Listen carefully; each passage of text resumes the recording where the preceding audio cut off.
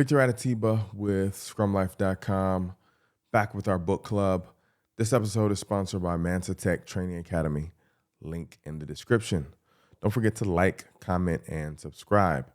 Today we're reading another excerpt from the book, 97 Things Every Scrum Practitioner Should Know, Collective Wisdom from the Experts, edited by Gunther Verheyen.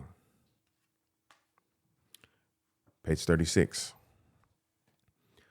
Put business value front and center. Alan O'Callaghan. The job of a Scrum team is to deliver the highest possible business value to the customers of the product it is building. In the most fundamental terms, this means the Scrum team is a business unit, not just an implementation execution group.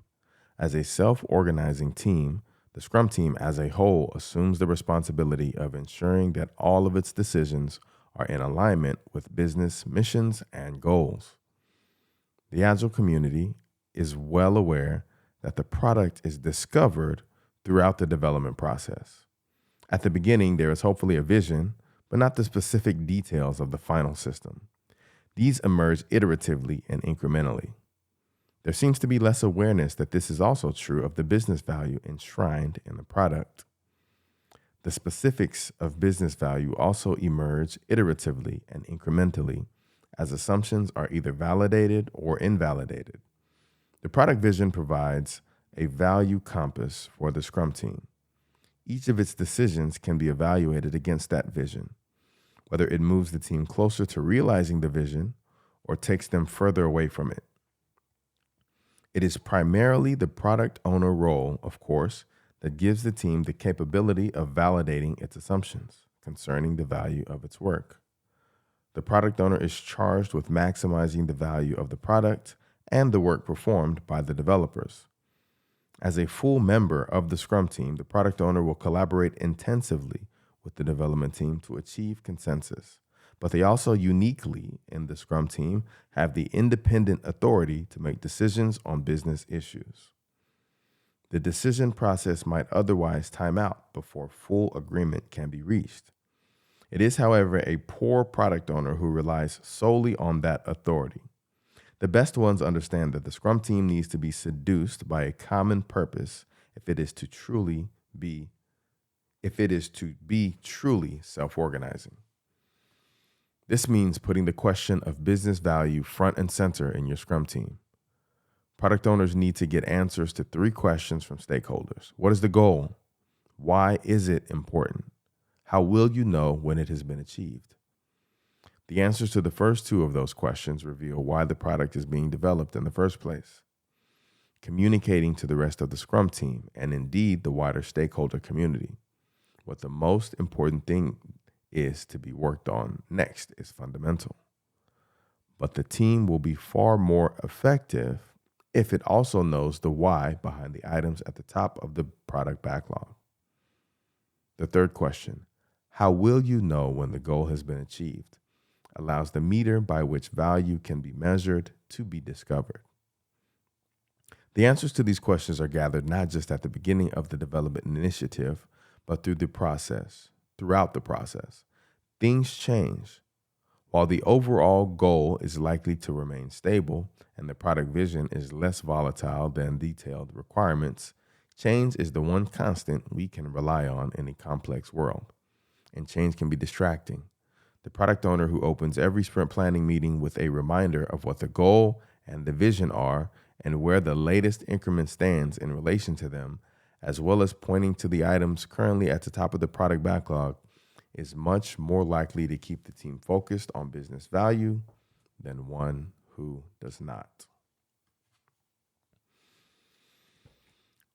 So many times I see teams struggling to understand and answer that why. Oftentimes it seems like the product owner role is fighting against the rest of the development team, and that the product owner does want to exert that power and that control and attempt to lord it over the team, as opposed to working with the team and bringing the team in and being more transparent with the why for the reasons the product owner has placed things in the product backlog or prioritized things in the product backlog. And so I think the sooner we can move the team away from just being order takers to a party that has equal interest as the product owner in that product backlog and the work that the team does, the sooner a team comes to be more mature and comes to be able to deliver more value more frequently to the customer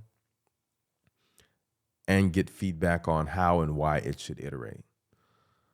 I really believe that product should look at the development team as partners in the process who bring a world of knowledge and experience in their own domain to help the product owner kind of curate this better product vision. I think a lot of product owners don't really have product visions, and oftentimes are also in a position or a predicament where there are order takers as well from stakeholders or for the business. And so when I'm working with product owners, I encourage them to use their voice. I encourage them to be bold. I encourage them to push back and not just also be order takers of whatever it is the business asks for, but actually ask the business to work with them to quantify what the value of the work that they're doing or the work that they're requesting is, and use that quantified business value to help drive the decisions about what gets prioritized into the product backlog and what the team ultimately pulls into the sprint to work on. Did you enjoy today's episode? I hope you did. Leave me a comment letting me know what you think. If you're a product owner or a stakeholder or even a development team member, I'd love to hear and see your perspective on this and kind of what your experience has been working as a Scrum team. I'm looking forward to seeing you in the next episode. Peace.